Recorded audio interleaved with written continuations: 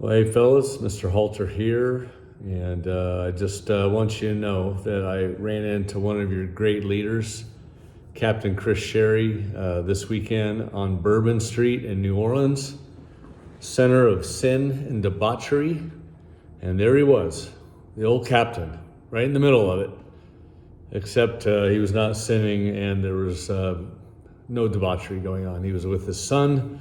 Looks like he was on a tour, having a good little dad-son time. So good job, Captain. Way to keep being an example for the boys here. Anyway, we are in Acts chapter 17, and I'm just going to actually kind of paraphrase it for you. The boys, Paul and a bunch of the chaps have been running around getting in trouble. It's like boys traveling through the South on a biker gang, and everywhere they go, they get beat up in a local bar.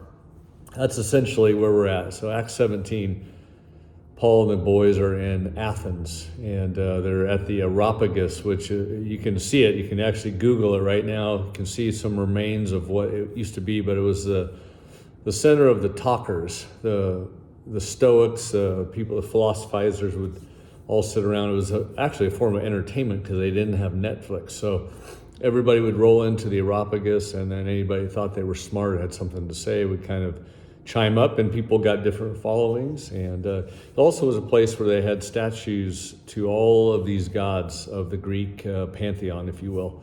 And so Paul rolls into that environment. To me, this would be a great scene of a movie when they finally get to this spot, because Paul begins to share about Jesus with them.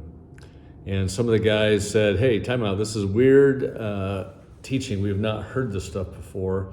Some were starting to jeer at them, as they would always get. Usually whenever they would talk about Jesus and the resurrection, then guys would start to lose their minds. So if you talk about Jesus as like a great spiritual teacher, most of the time people go, yeah, I agree with that. But when you start talking resurrection stuff, that Jesus had power over death, therefore he might be God, then people sort of start losing their mind. And so this is beginning to happen. But it's kind of interesting that the way Paul handles it, because Paul in other times goes right at the jugular, but in this time he kind of, he kind of gets almost like he knows how to talk to people, which is an important thing. I know many of us live in times where people are worshiping idols, may not be sun gods or sea gods, but oftentimes idols are anything that you and I worship.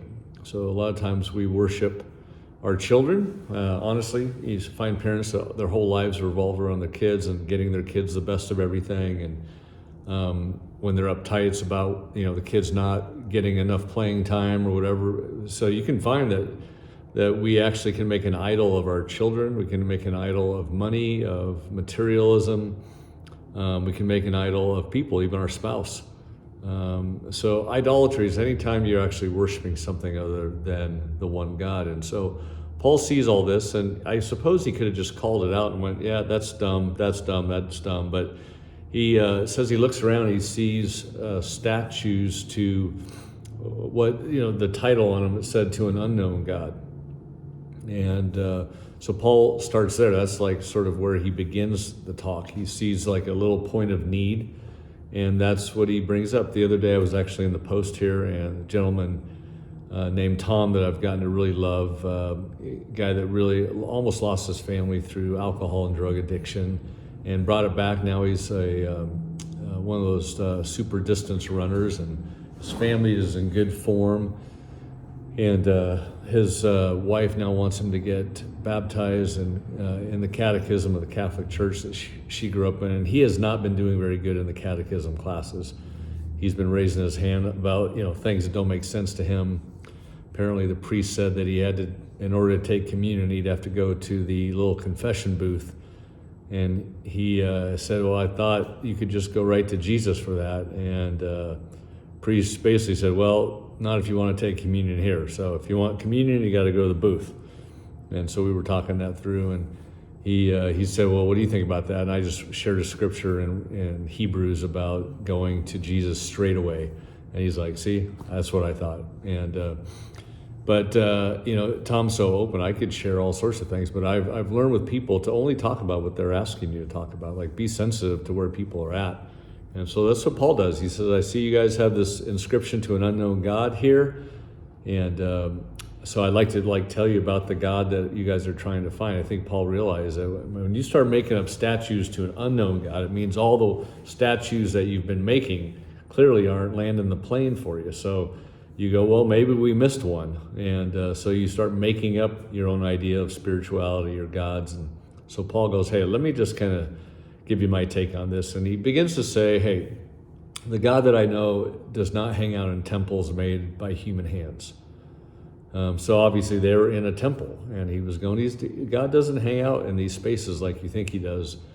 And by the way, God doesn't need anything from us, he says. In those days, you would bring all your stuff to the gods, right? You would make sacrifices as if the gods needed something.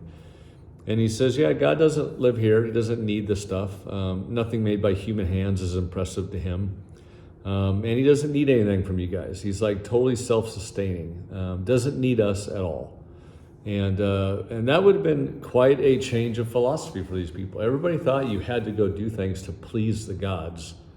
And here he's saying that the God he knows actually doesn't need anything. He's got everything. And he doesn't hang out in temples, doesn't need nothing. In fact, he says he has basically become the source of all things for you guys. So I want to share a couple little points here, because I think this might be even something for us. We might have grown up in the church, but we still follow other idols, and we still think that we have to do things to please God. So I just wanted to make sure that we're getting this clear.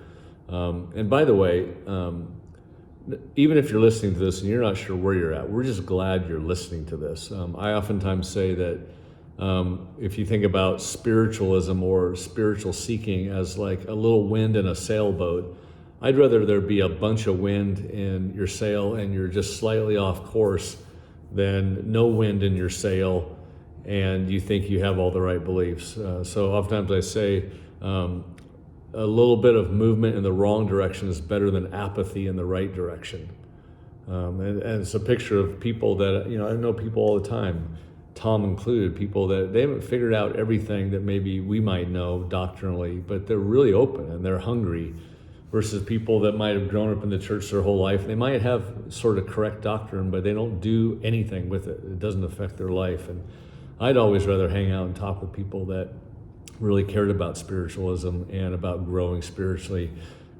Scriptures say that if you seek God with all your heart, you'll find him. So I never worry about somebody figuring out the truth. I worry more about whether or not somebody is desiring to find the truth. God in this passage, or Paul in this passage, basically says that God is basically appointed the places that you and I will live so that we will actually reach out and find him. Like that God's desire is that you actually find him, and he's going to actually pursue you. And it actually says that he will pick the eras of human history that you'll live in, the places that you'll inhabit, all so that you will find him.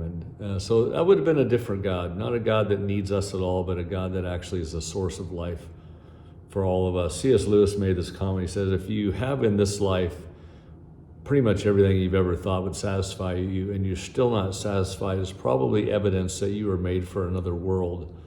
And so if you have found yourself getting all the stuff of life, you've got your wife, you've got the kids, you've got a decent job, there's retirement, you still go, I am not satisfied. C.S. Lewis, like Paul, would be going, look, let me explain to you what the God that I know of is really like. Like he's the source of everything. Some of you might even feel like, maybe you even said it, you feel like you're a self-made man, that all the wealth and the things that you've accomplished, that you've made that all happen yourself. Well, Paul would say, not exactly true, because he would say that God's given you the air to breathe. So if you don't have air to breathe and lungs to breathe the air, you're not getting the good job that you got, and you're not living. So maybe just keep that in mind. It's sort of a centering passage that Paul is saying here. If you really understand who God is, then you really understand that our hard work is important, but God's really provided everything for us, and he pursues us, and he sets up our lives so that we will actually find true wealth. Today, my grandchildren found a little treasure chest full of money that I collect from around the world. So if I go to France, I bring back some whatever francs, I don't even know what it is. But they found all this kind of special money And they kept running around the house going, we're rich, we're rich. So I sat them down. I said, look, you got a little bit more money, but I'm just being a dumb guy. They don't even care what I'm saying, but I'm going, hey, what makes you wealthy, kids, is not this money. And they're like, huh? I said, what do you think makes you wealthy? And they went, money. I'm like, no, not money. Money is just money. But I said, what makes you really wealthy and rich is that people around you love you. And it didn't quite hit. They were all excited about the money. But for us, big people, we got to start learning that everything is related to God. And the more rightly related to God we are, the wealthier we are. Another passage or quote I've shared with you guys, if you have everything that the world can give you and you don't have Jesus, you still have nothing. But if you have nothing that the world offers and you have Jesus, you have everything. So Paul is just trying to get them there. Like, stop looking for something from all these gods, even these unknown gods. God's pursuing you. He's right here. He's not far from any of you guys. He's right near, and he says, as if you could just reach out to him and find him. And then he shares this final passage that I want to kind of hone in really quick. He says, in him we live and move and have our being. To me, it's one of the great passages about our entire worldview of following Jesus. In him we live and we move and we have our being. And I think when he's talking about in him we live, he's talking about the rhythms. It's natural life. That's what living is. So in your natural life, it should be about him. It's in him. So we don't live our natural life and then go to church on Sunday and then do our spiritual thing. Our whole life, as the scripture says, we do everything as unto the Lord, right? Everything that we do. How we talk to people and how we work, how we relate to women, how we relate to men, how we relate to friends, how we relate to money. It's like that's life, right? So in him we live and in him we move. Moving is probably more about the actual activity of our lives, the focus of our lives, the meaning, the work of our lives, if you will. So in him we work, and finally in him we have our being. I was trying to think of what would that mean to, when you think about who you have your being in, a lot of these people that Paul was talking to would have said, well, I really follow Apollos, or I follow Zeus. So they would go, I live my life according to Zeus. Some people go, I live my life according to Gandhi, or I live my life according to Oprah, or whoever their main spiritual God is that they take most of their wisdom from. What Paul is saying is that in Jesus, we find our being, our true identity, is what that really means. And so think about this week, is in your natural life, are you living in Jesus? In the meaning and the purpose and the work of your life, are you living in Jesus? And then finally, have you got to the place where your identity, you know that you're his? That's what it means, is that I know I am Dad's. Dad's pursuing me. He's decided that I should live in the Danville area in 2023 and that I should raise my kids here. And so I understand that he's pursuing me, and so I'm going to live and move and have my identity in him. So to me, it's a great passage, just fantastic. And I hope it's an encouragement to you guys today. We'll have some questions for you about this, and hope you guys have a great week. All right, we'll see you. Bye-bye.